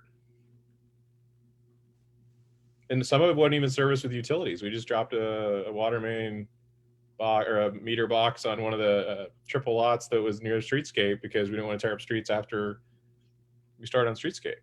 But they have no utilities there because it hasn't been developed. And so there's 4 in just that one little spot because there was a house there that got torn down recently. Mill Street's the same way. There's a lot of infill that could go there. Along Meadow, we've got quite a bit. Even over there by you, Dan, there's like a big corner that's open, right? Yeah, there is. They're right on the corner of West Meadow that transitions into East Meadow as you turn right on Liberty. Yep. I mean, there's opportunity. We are looking at those actively, Mayor, and trying to figure out how to utilize that because there's, less houses, Leslie, to answer your question, that need rehabs. There still needs some, but there are empty lots that need new homes. Yeah. I know there's at least 4 or 5 that could right away use some rehab, but then there's some, but to Melissa's point earlier in this meeting, and some of you other alluded to it as well, this board's not afraid to take action like past boards have been. In the past, if land was needed for something and they didn't want to take anybody to court, they didn't want to be the bad guy, they didn't want to take action in the name of development or progress, but this board has been doing that. And I think we have that. That's what we've got to look at, is what are our options going to be to help get that downtown to where we want it to be, because pretty much all of downtown is occupied now that's rentable. That's what I continue to tell people. If those businesses are vacant, it's not because nobody wants it. It's because the business owner, the building owner, won't let somebody use it. I get requests all the time for business owners to find available space downtown. The old hair salon is now divided into 2 businesses because they wanted to both be in there. So. All right. So, Leslie, did you have any, just looking at the time here, we've only got a few minutes to run. So did you have any final things to probe? I think we've kind of moved a fair way in getting some more detail around some of the translation from idea to comprehensive plan implementation. So. Yeah, this has been extremely helpful. A lot of great conversations. I know my wheels are spinning, my mind's moving on some of this. And I think really, this conversation just alludes even more towards this the whole point of this strategic pillar of having inclusive housing options and having more neighborhood choices for people so that we can meet all of these desired demands and the desired lifestyles and the different perspectives of what people are looking for in their homes and in their residential neighborhoods in Smithville. So yeah, thank you everyone. On my end, don't have anything more specifically to probe into, as I know we're starting to run out of time, but I think we'll be working offline. There's a few concepts that I'd like to make sure we add into the discussion board in the coming weeks to keep the conversation going from this and making sure we're hearing from anyone. Is there anybody, I just wanted to open it back up to the group. Is there anybody that had any other lingering thoughts, either related to something that we specifically talked on, or like David mentioned earlier, a missing element that we still haven't gotten to in any of these conversations? So one thing I want to go back to on the Hospital Bluff area, because you guys have named it that. Yeah. Our hospital is very limited on services. So as we're looking at senior housing, I don't think the hospital is something we can really count on as being a service provider. We have to look at what's the drive time, what's the transport time to the hospitals that are actually able to provide services, which is North Kansas City and Berry Road. So focusing in on that hospital area for senior housing kind of scares me a little bit, since they're not going to have an urgent care, they're not going to have an ER, they're not going to have the health care you would think of when you say hospital. Then we'd almost have to look at moving it further south.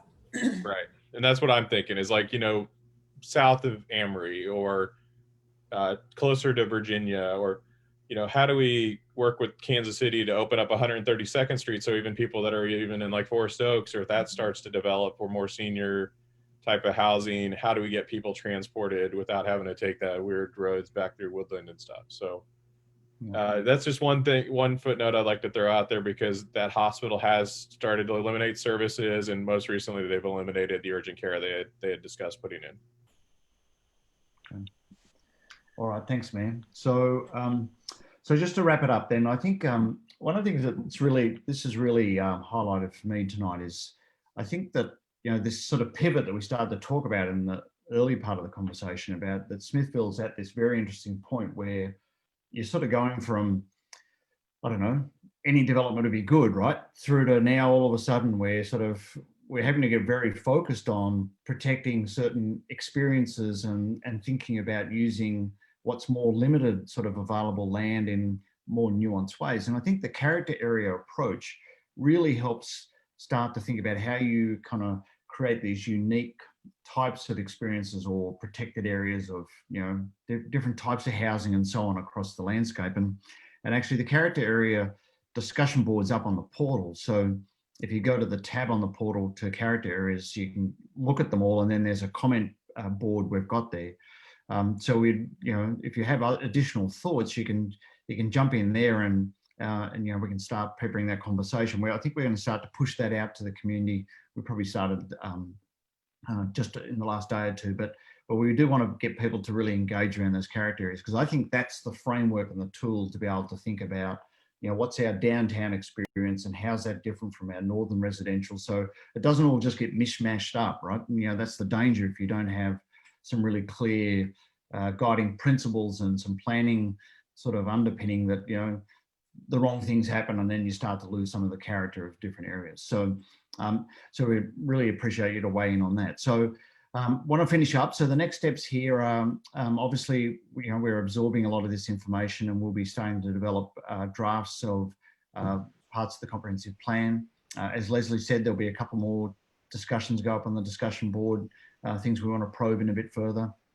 But I think it's coming into really good focus, right? I mean, I think this is really exciting part to be able to see, some really granular outcomes emerging. And obviously it's a comprehensive plan, and then there's a whole bunch of the things that go past that, the more detailed sort of individual plans and so on. But I think this is really coming together in a very nice way. So we just want to finish up by saying thank you very much for your participation tonight and your input. I mean, it's been a great discussion.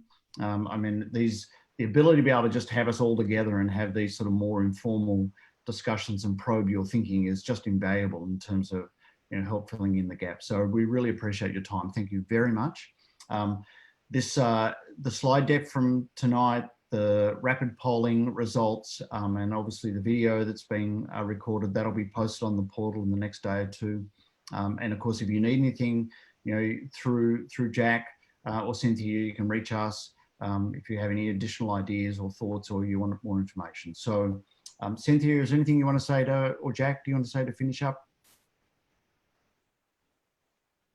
No, I don't think so. Just appreciate everyone's participation. Oh, I did see a hand go up. I think we had someone come in relatively late in the process, so Evan might have some comments. Yeah, sorry, on my husband's Zoom. I just wanted to say, came in late, but young family new here in Smithville, and I heard just the part like young families possibly don't want as much yard work. I just want to speak on behalf of a young family. Like, we moved up here on 19 acres because we wanted land, and we have so many friends who want land.